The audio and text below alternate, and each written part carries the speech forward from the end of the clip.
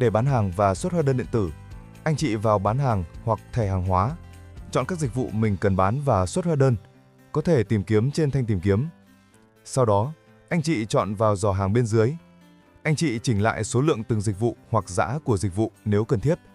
Anh chị chọn hình thức thanh toán của khách là tiền mặt hay chuyển khoản. Tại phần hóa đơn điện tử, anh chị nhấn tích vào phát hành ngay. Khi khách cần lấy hóa đơn, anh chị chọn vào thông tin xuất hóa đơn và điền thông tin khách cung cấp vào chọn ký hóa đơn, nhấn lưu. Nếu khách không lấy hóa đơn, anh chị không cần điền thông tin. Và cuối cùng, chọn thanh toán.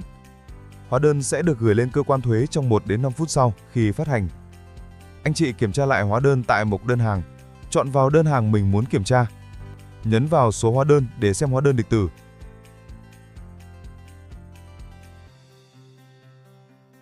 Anh chị có thể bấm vào link tra cứu để tải file XML hoặc PDF nếu cần.